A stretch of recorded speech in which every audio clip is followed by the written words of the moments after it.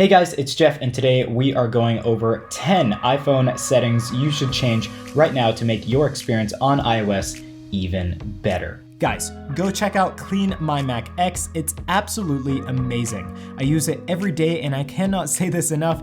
Every Mac user needs this program. So go check it out. There's a link down below with more info, and you can also go download it to try it out for yourself.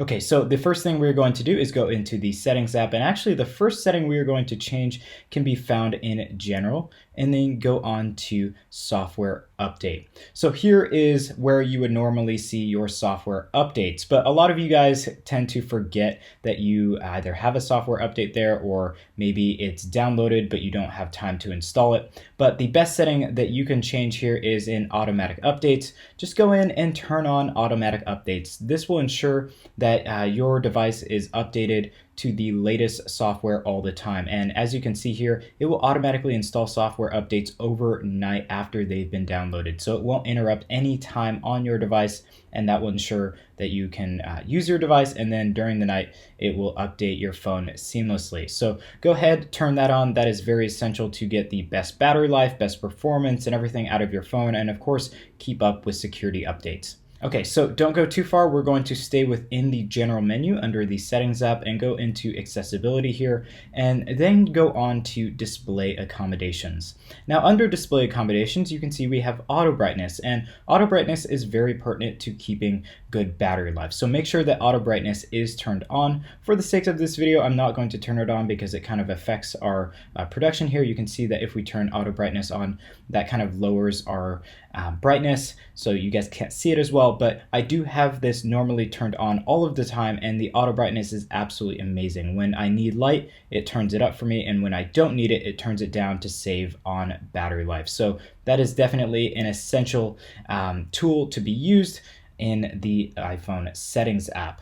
So now let's go ahead and back out of that menu, and we'll go ahead and go down to reachability. So reachability, you want to have this on. This is an essential tool to reach everything on the top portion here if you are using your device one-handed. So the way you would use reachability is to just tap down on the bottom here, and that will allow your screen to be pulled down, and you can reach anything at the top of the screen here. So this is a very essential tool if you're using the device one-handed. You kind of just swipe down on the home bar there, or where the home bar would be, and then you can reach anything at the top here.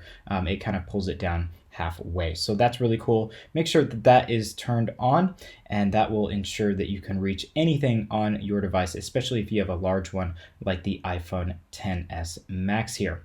Now, the next setting that we are going to change is actually found in a different menu. So let's go into the main settings app here. We are going to go down to display and brightness. So here you can find a setting called auto lock, and this is very essential to keeping very good battery life, and this will enhance your experience on iOS.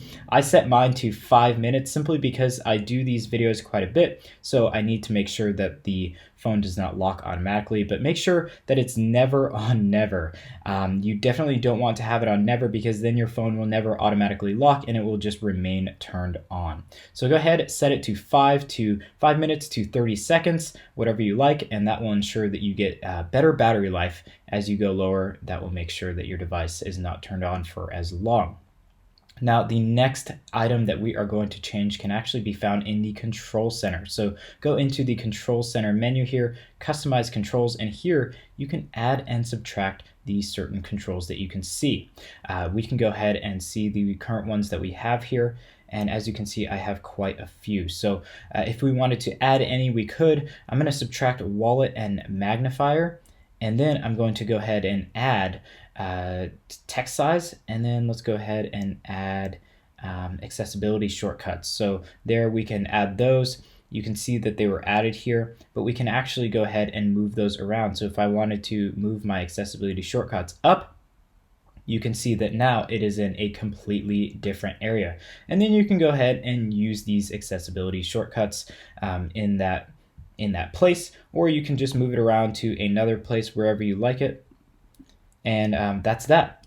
but then you can have quick access to all the kind of control center icons that you have here. You just have quick access and you don't have to go into the settings app or into different apps. So I can just go ahead and set a timer here, and that's really quick and easy. I can go ahead and go into accessibility shortcuts, into my Apple TV remote. That's really quick. So yeah, go ahead, check out this menu. It's really useful to add and subtract the controls that you have within the control center.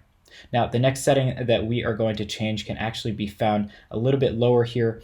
We'll go into the Maps app and then scroll all the way down to Climate. And under the Climate menu, you can see that we have Air Quality Index turned on.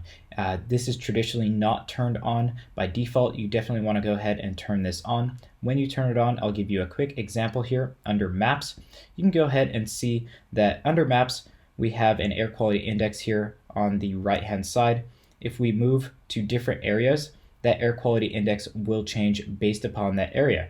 So we can go ahead and go all the way to different areas here and see the different air quality index icons, and if it's green, it's good air quality. If it's yellow, it's kind of mild. So that's really cool that you can see your air quality index directly from your phone. You used to only be able to see this from the weather app, and then as well from your Apple Watch as well, and that would only be in the location that you saw it. Here you can actually move locations and see what it's going to be approximately in those locations. So that's really cool.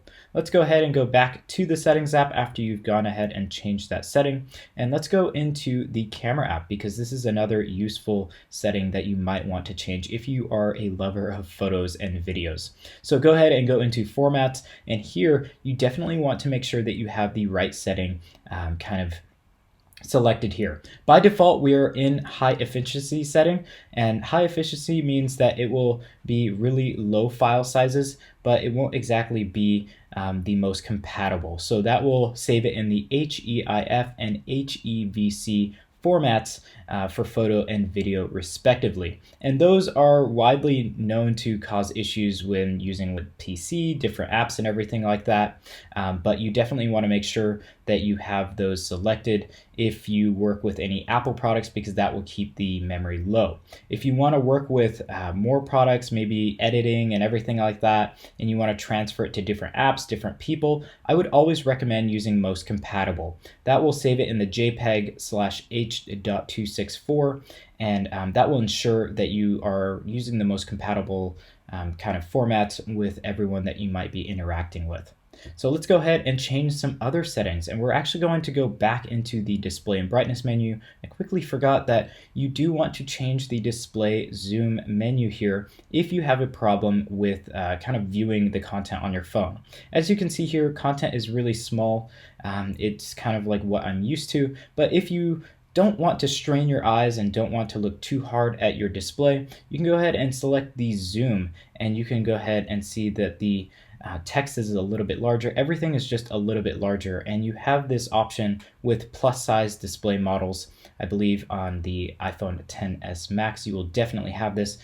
Devices like the iPhone 8 Plus as well. You can go ahead and set that display zoomed to see all of your content just a little bit easier. So go ahead and select your display zoom that you want, and you can go ahead and select set if you've changed it. So we'll go back out here and we'll go and change another setting that I think is absolutely crucial. So go into the iCloud menu here, and then go on to the iCloud menu, and then go down to messages. Now, iMessage in the iCloud is definitely available. You definitely want to have this selected. This will ensure that your iMessages are available to you across the iCloud on all devices, but it will also ensure that your iMessages are saved on the cloud in case your device is stolen, broken, or anything like that. And that way, if you go onto a new device, it will automatically update with the iCloud, and you won't have to manually kind of enter those text messages or iMessages with your with a computer or anything like that. It just does it all through the cloud. So that's a very essential setting that you definitely need to change. So the last setting that we are going to change here can be found in general accessibility, and then we're going to go all the way down to accessibility shortcut. So here you can actually change the triple click setting for the power button there on the right hand side, or it will be the home button at the bottom if you have an iPhone 8 Plus or older device. Now here on the power button, you can click once to put your iPhone to sleep, twice for your Apple Wallet, and then 3 times for the accessibility shortcut. And here you can see I have assistive touch. I can go ahead and change that. I can do classic invert of colors, and I actually can do several different settings as well. So I can do classic invert colors and switch control as well. So you can select multiple ones here. I chose to do the assistive touch. So here if I triple touch, you can see that my assistive touch button here comes on the bottom. If I go and do the color filters one, I can go ahead and do that. Triple click, and then it will turn my display black and white. So you can see here that obviously my display is black and white, as you do not see the green there. So that's really cool. I can go ahead and do that. And then I can just go ahead and triple click again to turn it back, and it kind of fades back to color.